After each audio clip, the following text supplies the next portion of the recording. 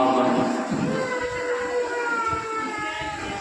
اللہ تبارک و تعالیٰ نے ہم انسانوں کو پیدا فرمایا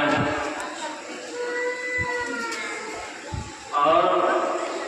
ہم انسانوں کو اشرف المخلوقات بنایا۔ اگر ہم آپ غور کریں تو اللہ تعالیٰ نے دوسری مخلوقات کے مقابلے میں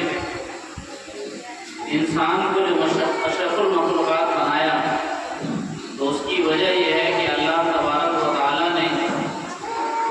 انسان کو علم عطا فرمایا۔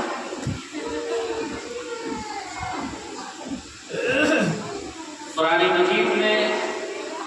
جو فرشتے کو اللہ تعالیٰ نے یہ کہا کہ تم آدم کو سجدہ کرو تو اللہ تبارک و تعالیٰ نے اس سجدے کی وجہ بھی قرآن مجید کی بیان فرمایا اور فرمایا کہ آدم کو سجدہ اس لیے بھی کرو کہ آدم کو ہم نے علم سے نوازا، کہ آدم کو ہم نے دنیا کی تمام چیزوں کے نام کو یاد کرایا اور تمام چیزوں کے نام کو ہم نے سکھایا ہے۔ حالانکہ عبادت میں انسان سے زیادہ فرشتہ بڑھا ہوا ہے، ہر لمحہ وہ نیکیوں کو انجام دیتا ہے، لیکن اس کے باوجود اللہ تعالیٰ نے انسان کا مرتبہ فرشتوں کے مقابلے میں بڑھا دیا اور وہ علم کی بنیاد پر بڑھا دیا، اور اسی وجہ سے فرشتے کو کہا کہ تم آدم کو سجدہ کرو، اور فرشتوں نے آدم علیہ السلام کو سجدہ کیا۔ ابلیس نے، شیطان نے سجدے سے انکار کر دیا تو اللہ تعالیٰ نے اس کو دربار سے نکال دیا اور ہمیشہ کے لیے محدود قرار دیا اور کہا کہ آج کے بعد ہمارے یہاں تمہاری کوئی ضرورت نہیں ہے اور تمہاری کوئی گنجائش نہیں ہے، اور آج کے بعد تمہیں ہمیشہ تمہارے اوپر لعنت بھیجی جائے گی۔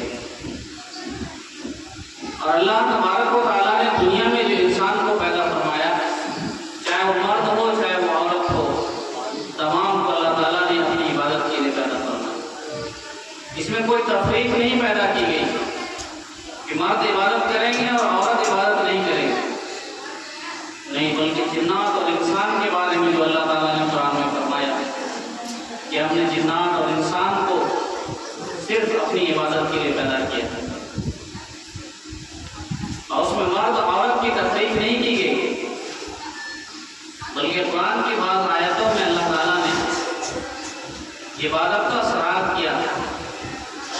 کہ اگر مرد کسی نیکی کو انجام دیتا ہے تو اسے بھی ثواب دیا جائے گا،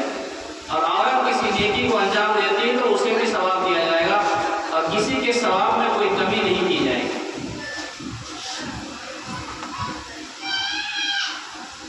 اللہ تعالیٰ نے عورتوں کو مقام عطا فرمایا۔ یہ جو قرآن میں کہا جاتا ہے رجال قوامون علی النساء کہ مرد عورتوں پر حاکم ہے، تو حاکم سے مراد وہ حاکم نہیں ہے کہ بس اب ان کے اوپر ظلم کرنے لگے یا کچھ بھی کرنے لگے، اس کا کوئی حساب و کتاب نہیں ہوگا، ایسا نہیں۔ حاکم سے مراد مفسرین نے فرمایا کہ نگراں بنایا اللہ تعالیٰ نے، اس کی عزت و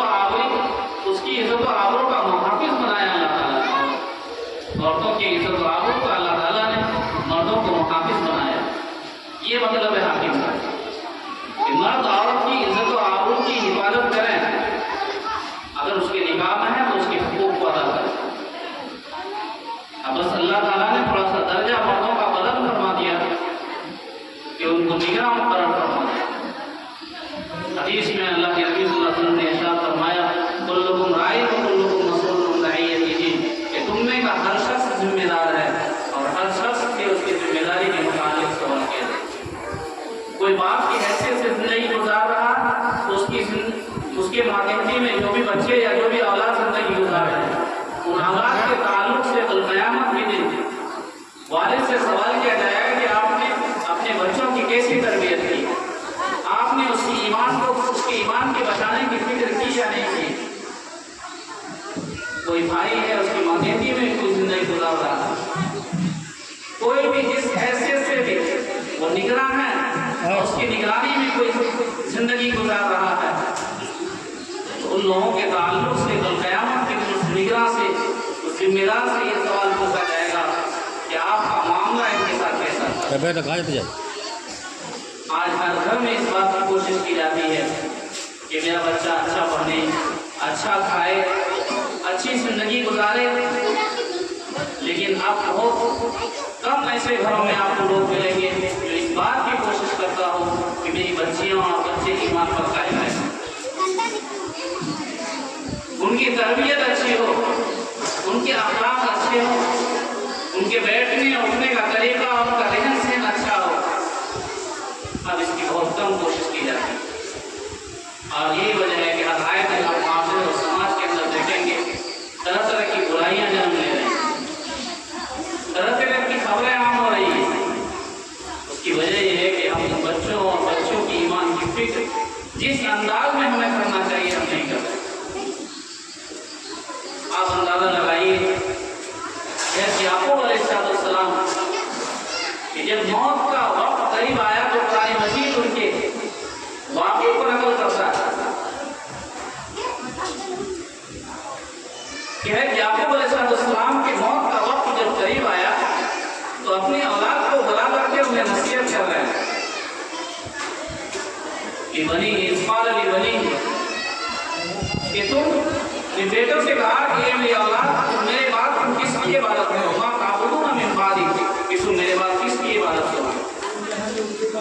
لوگوں نے جواب نعبد الہک و الہ آبائک ابراہیم و اسماعیل و اسحاق الہ واحد ونحن له مسلمون۔ آپ اندازہ لگائیے ہم اور آپ کہ جس گھر میں چچا نہ ملے، جس گھر میں